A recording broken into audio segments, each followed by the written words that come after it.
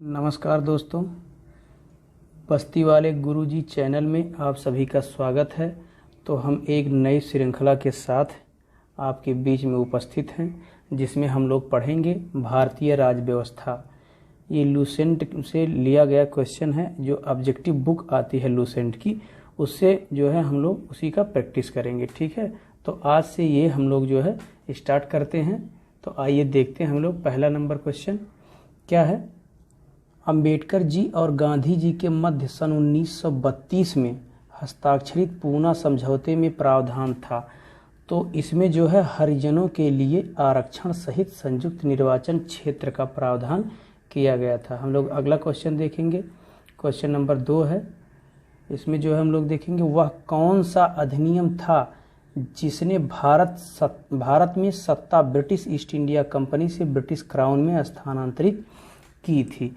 तो इसमें हमारा सही हो जाएगा भारत सरकार अधिनियम जो है 1858। अगला क्वेश्चन हम लोग देखते हैं। नंबर 3 क्वेश्चन है, निम्नलिखित में से किस अधिनियम द्वारा भारत के गवर्नर जनरल को अध्यादेश जारी करने की शक्ति प्रदान की गई थी।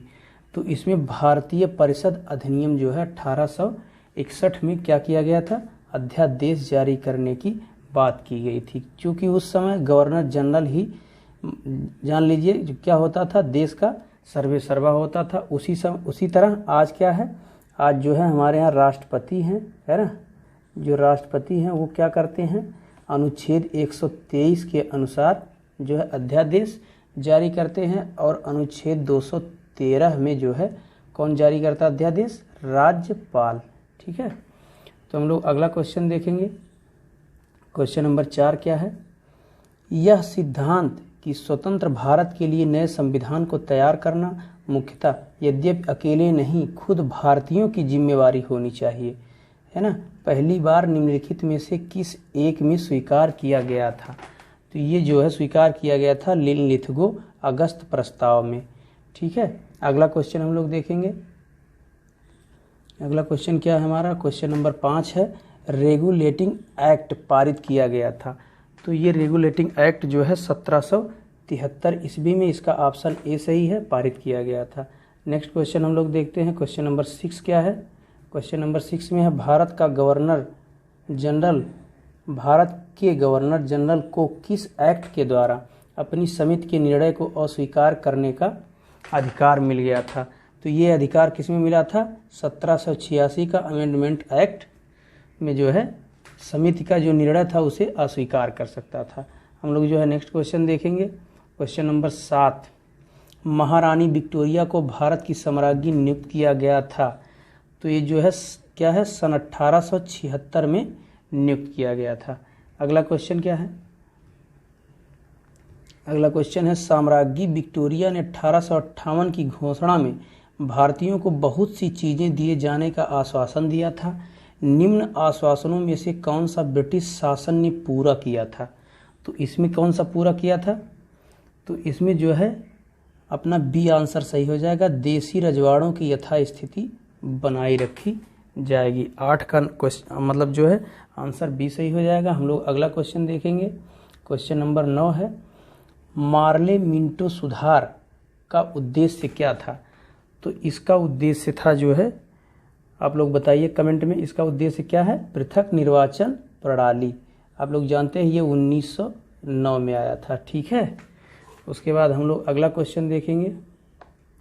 क्वेश्चन नंबर 10 क्या है, मार्ले मिंटो सुधार बिल किस वर्ष में पारित किया गया था।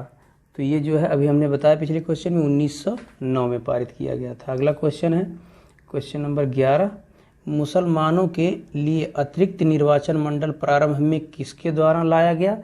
तो यही है जिसमें पृथक निर्वाचन की बात की गई थी। तो मार्ले मिंटो सुधार अधिनियम 1909 ही है। उसके बाद हम लोग जो है क्वेश्चन नंबर 12 देखेंगे। क्वेश्चन नंबर 12 में क्या है, 1909 के इंडियन काउंसिल एक्ट में किस बात की व्यवस्था की गई है। इंडियन काउंसिल एक्ट का मतलब वही भारतीय परिषद अधिनियम। ठीक है, तो इसमें 12 में कौन सा हमारा हो जाएगा, बी ऑप्शन क्या हो जाएगा, सांप्रदायिक प्रतिनिधित्व। उसी की बात की जा रही है मार्ले मिंटो, उसी से संबंधित ये है। ठीक है, प्रतिनिधित्व की बात की गई है। उसके बाद अगला क्वेश्चन कौन सा है, क्वेश्चन नंबर 13। इसमें हम लोग देखेंगे मॉन्टेग्यू चेम्सफोर्ड सुधार में प्रावधानों का सार क्या था। तो इसमें जो है प्रांतों में द्वैध शासन यानी दोहरा शासन की बात की गई। इसमें बी ऑप्शन अपना सही हो जाएगा। ठीक, अगला क्वेश्चन क्या है, इसको हम लोग खाली तेजी से जो है रिवाइज करते हुए एक नज़र डालते हुए जल्दी जल्दी करेंगे। ठीक है, और अगला क्या है हम लोगों का 14 नंबर, 1946 का कैबिनेट मिशन 3 मंत्रियों से गठित था, निम्नलिखित में से कौन सा इसका सदस्य नहीं था। तो ए है लॉर्ड पैथिक, लॉरेंस, एवी अलेक्जेंडर, सर स्टेफर्ड किप्स। ये तीनों लोग क्या थे, इसके सदस्य थे। ठीक है, इसके सदस्य थे। इसमें कौन सदस्य नहीं था, तो लॉर्ड एमरी इसके सदस्य नहीं थे। ठीक है, अगला क्वेश्चन हम लोगों का 15 नंबर क्या है, 15 नंबर है कैबिनेट मिशन योजना के विषय में कौन सा सही नहीं है। तो हम लोग जो है इसमें देखेंगे 15 नंबर में कौन सा सही हो जाएगा, हमारा सी ऑप्शन। क्या हो जाएगा, इसमें कैबिनेट मिशन में पाकिस्तान की स्वीकृति की बात नहीं की गई थी। ठीक है, क्वेश्चन नंबर 16 हमारा क्या है, भारत का संविधान लागू होने तक स्वतंत्रता के पश्चात इसका शासन किसके अंतर्गत चलाया गया। तो आप लोग जानते हैं इसमें जो है 1935 का भारत सरकार अधिनियम जो था, है ना। एक क्वेश्चन ये भी आता है कि हमारे संविधान में सबसे ज़्यादा किस अधिनियम का प्रभाव था। तो यही था जो है भारत शासन या भारत सरकार अधिनियम 1935। ठीक है, तो इसी के अंतर्गत जो है शासन जो है चलाया जा रहा था। अगला क्वेश्चन क्या है, क्वेश्चन नंबर 17 है। 17 में हम लोग देखेंगे भारतीयों को वर्ष 1947 में सार्वभौम सत्ता सौंपने की योजना निम्नलिखित में से किस नाम से जानी जाती है। तो ये हमारी है माउंटबेटन योजना। अगला क्वेश्चन है 18 नंबर। 18 नंबर में क्या कह रहा है, कौन सुमेल नहीं है। तो इसमें से हम लोग देखेंगे क्या है, पार्लियामेंट्री सुधार, ये है सांप्रदायिक प्रतिनिधित्व, ये सही है। उसके बाद भारत सरकार अधिनियम 1935, ये स्वशासन की बात है, इसमें भी सही है। उसके बाद क्या है, कैबिनेट मिशन, ये संविधान सभा का गठन। ठीक है, इसमें जो है ये भी ठीक है ना, बी भी सही है। अब ये साइमन कमीशन से जो है ये भारत विभाजन का कोई लेना देना नहीं है। ठीक है, तो ये जो है हमारा सुमेल नहीं है, तो इसका आंसर डी हो जाएगा। अगला क्वेश्चन हम लोग देखेंगे, क्वेश्चन नंबर 19 में क्या है, 19 में है भारत शासन अधिनियम 1919 के अंतर्गत विधायिका अंतिम निर्वाचन किस वर्ष में किया गया था। तो इसमें जो है हमारा आंसर हो जाएगा सी ऑप्शन। कौन सा हो जाएगा, सी ऑप्शन 1945। ठीक है, अब हम लोग जो है 20 नंबर क्वेश्चन देखेंगे। 20 नंबर क्वेश्चन में अखिल भारतीय महासंघ स्थापित करने का प्रावधान शामिल किया गया था। तो ये हमारा हो जाएगा भारत सरकार अधिनियम 1935 में। ठीक है, तो ये हमारा 20 का आंसर कौन सा हो जाएगा, ए वाला। ठीक है, भारत शासन अधिनियम 1920 में जो है क्या हो जाएगा। अगला क्वेश्चन क्या है, अगला है निम्न में से किस अधिनियम ने केंद्र में द्वैध शासन प्रणाली को स्थापित किया था। तो हमारा 21 का आंसर ए हो जाएगा। क्या हो जाएगा, ए हो जाएगा 1935 का अधिनियम। और जो है अगला क्वेश्चन क्या है, 22 संघीय प्रणाली का पहला प्रयास भारत सरकार अधिनियम द्वारा किया गया था। तो अब 22 का आंसर हमारा कौन सा हो जाएगा, वही संघीय। या संघीय का मतलब क्या होता है कि राज्य में जो है राज्य को ऐसा शासन मतलब राज्य में चलाया जाए जो केंद्र सरकार के कंट्रोल में हो। ठीक है, तो कुल मिला जुला के वही दोहरे शासन प्रणाली की बात की रही है जो क्या है 1935 में। ठीक है, उसके बाद हम लोग 23 नंबर क्वेश्चन में क्या करेंगे, किस अधिनियम की प्रमुख विशेषता प्रांतीय स्वायत्तता थी। फिर से वही बात आ गई। ठीक है, तो 21 की थी भारत सरकार अधिनियम 1935 की। ठीक है, उसके बाद हम लोग जो है 24 नंबर करेंगे। तो 24 में क्या है, भारत में सचिव का पद किसके द्वारा निर्मित किया गया था। 24 में क्या है, भारत में सचिव का पद। ठीक है, तो भारत में सचिव का पद बी ऑप्शन इसमें हो जाएगा। भारत सरकार अधिनियम 1858 के अनुसार क्या किया गया था, सचिव का पद जो है निर्मित या सृजित किया गया था। ठीक है, उसके बाद क्वेश्चन नंबर 25 है हमारा, भारत सरकार अधिनियम के तहत पहली बार विधायिका में कुछ निर्वाचित प्रतिनिधित्व की मंजूरी दी गई थी।